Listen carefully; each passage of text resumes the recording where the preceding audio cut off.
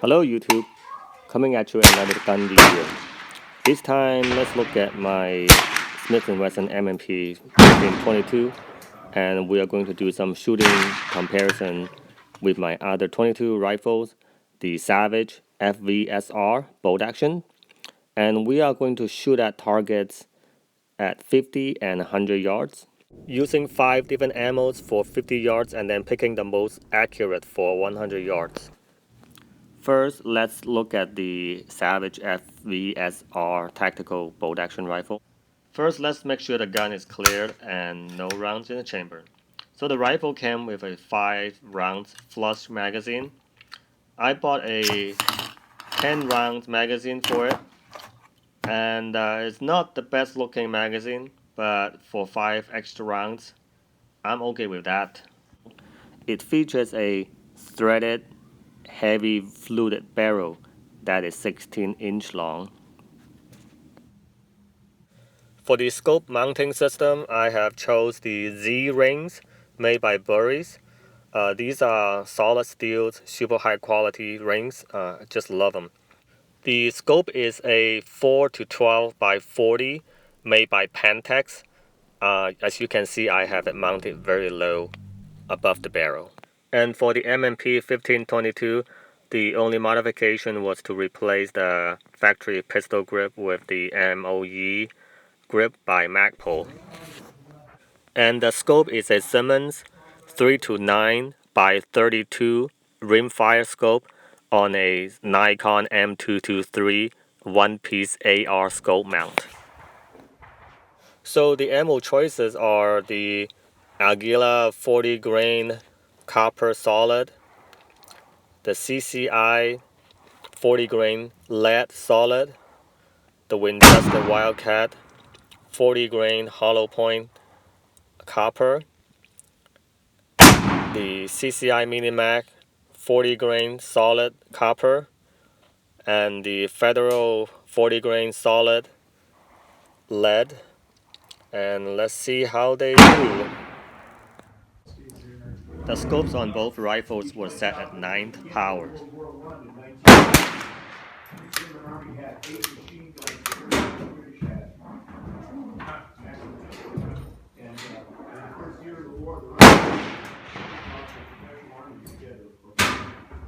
I think that they realize that bigger cartridges like 30 we were using is just too much.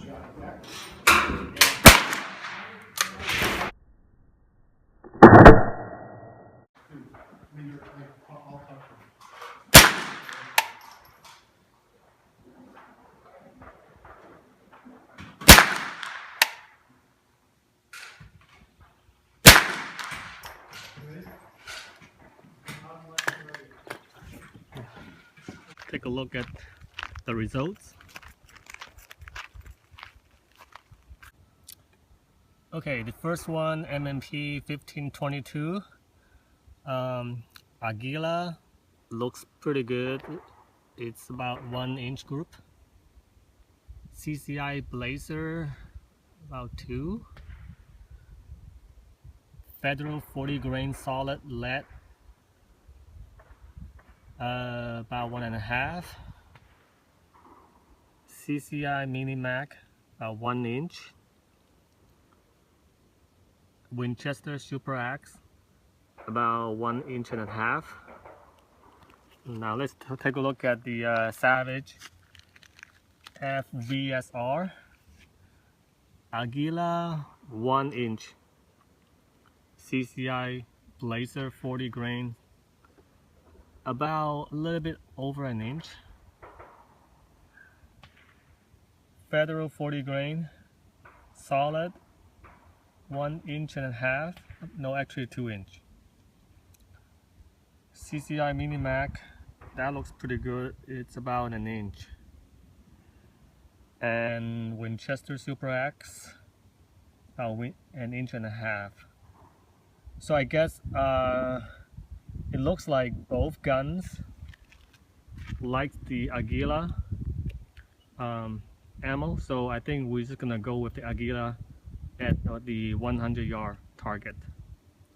Okay, let's go.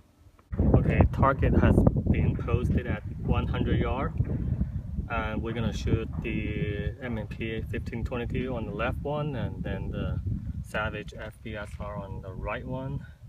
And I do expect the impact point to be somewhere in about 2 inch or so below the target. So let's take a look. Let's go.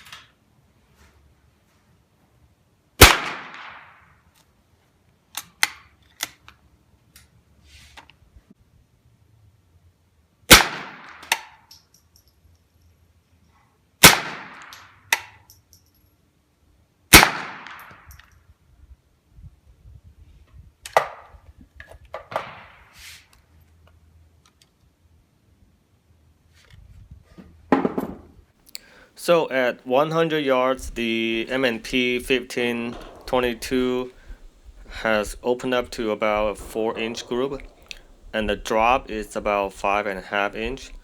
It's not bad considering it's not a free floated barrel and it's semi-auto. For Savage, it did much better at 100 yard. It only drops about 3 inches, and then the group still kind of remain within 1 inch.